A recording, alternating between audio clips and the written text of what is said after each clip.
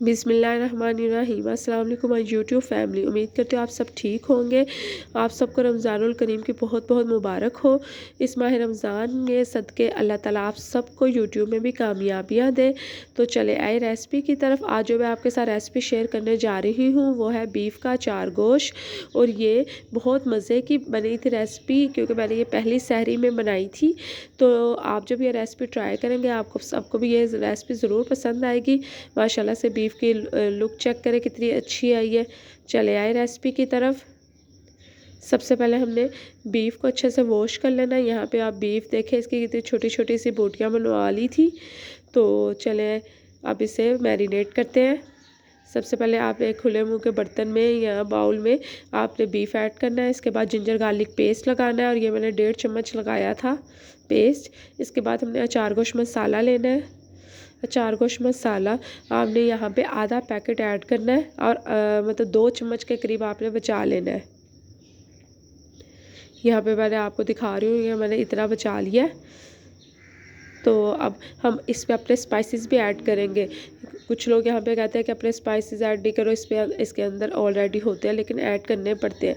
मैंने नमक, लाल मिर्च और बहुत थोड़ी थोड़ी मिकदार में ये डाले। नमक, लाल मिर्च तो बहुत 1 पिंच जितनी ऐड किया। हल्दी भी। यहाँ पे धनिया और ज़ीरा पाउडर ऐड करेंगे, और इसके बाद हम गरम मसाला ऐड करेंगे। गरम मसाला ऐड करने के बाद बस यही बेसिक मसाले जाने थे। और इसके बाद हमने फेंटा हुआ दही ऐड करना है।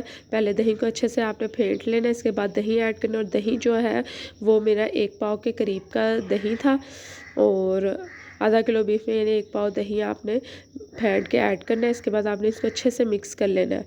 और मसाले हमने इसमें इसलिए ऐड किए हैं कि जो अचार गोश्त का है इसमें ऐड करने पड़ते हैं। बेशक आप कौरमा बना रहे हैं, जो भी बना रहे हैं, टिक्का बना रहे हैं, तो आपको अपने स्पाइसेस भी थोड़े बहुत ऐड करने पड़ते हैं।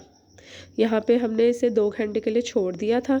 2 घंटे के बाद अगर आपके पास टाइम नहीं है तो आप 1 घंटे या आधे घंटे में भी बना सकते हैं।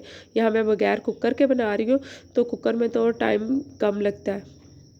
सबसे पहले आपने बारीक कटे हुए ऑयल में प्याज ऐड करना है, और इसे आपने फुली ब्राउन कर लेना है। ना ज़्यादा ब्लैक की तरफ ना जाए, डार्क ब्राउन हो जाए कलर इसका। यहाँ पे ये लुक हमें चाहिए प्याज की, गोल्डन ब्राउन जब इस तरह के हो जाएंगे। और कंटिन्यूसली आपने चम्मच ज़रूर चलाते रहना ताकि इक्वल कलर आए। इसके बाद 3 से 4 अदद टमाटर को बारीक बारीक काट लेना है।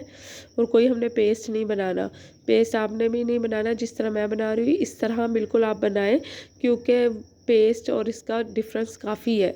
इसके बाद आपने 5 मिनट तक इसकी तेज़ आंच पे भुनाई करनी है। टमाटर खुद ब खुद आपके घुलना जब शुरू हो जाएंगे, देन हमने इसमें मैरिनेटेड बीफ ऐड करना है।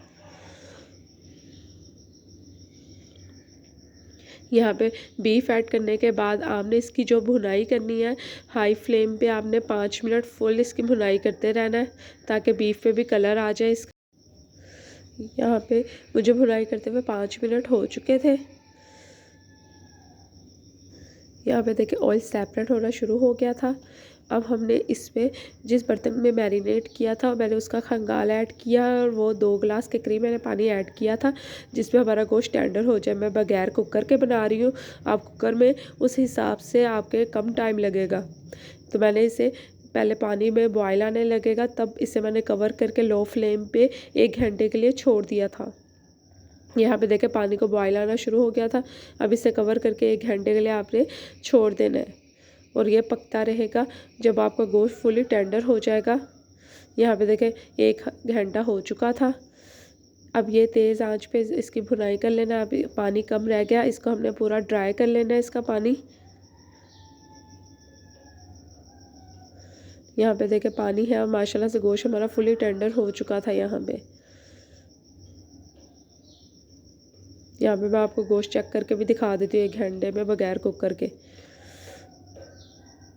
अब इसका जब तक पानी ड्राई हो रहा था तब तक हम मिर्चों के अंदर मसाला भर लेते हैं चार गोश्त का, जो हमने 2 चम्मच बचाया था।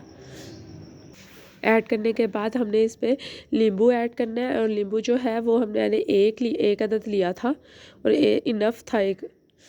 इसका आपने रस निकाल लेना है नींबू का।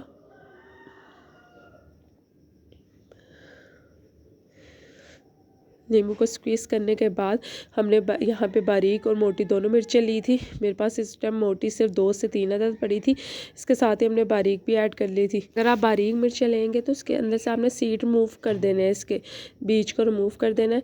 तो मोटी का आपको रिमूव करने की ज़रूरत नहीं है क्योंकि वो कम स्पाइसेस, उसकी कम स्पाइस होती है। यहाँ पे मैं आपको दिखा रही थी, मैंने कुछ मिर्चों के, ये एक मिर्च अब दिखाऊंगी, इसके मैंने सीड रिमूव कर दिए थे। इसका भरने के बाद हम इसका पानी अब देखें माशाल्लाह से काफ़ी हद तक ड्राई हो चुका था। तो ऑयल सेपरेट होने तक इसकी मज़ीद भुनाई कर लेंगे। अब इसके अंदर जो हमने मिर्चें भर के रखी थी वो ऐड करने के बाद आपने 5 मिनट के लिए ना इसको दम पे छोड़ देना है, लो फ्लेम पे। तो माशाल्लाह से हमारी ये रेसिपी 5 मिनट बाद रेडी हो जाएगी। यहाँ पे इसका 5 मिनट हो चुके थे, ऑयल सेपरेट हो गया था। माशाल्लाह से आप इसकी लुक चेक करें। उम्मीद करती हूँ आप सबको ये रेसिपी ज़रूर पसंद आएगी। तो अगर आपको पसंद आए तो अपना फ़ीडबैक ज़रूर मेरे साथ शेयर करें। इकरा के खाने को subscribe, like, comment and share करना ना भूलिएगा। मिलते हैं नेक्स्ट वीडियो में, तब तक के लिए इजाज़त दें। अल्लाह हाफिज़।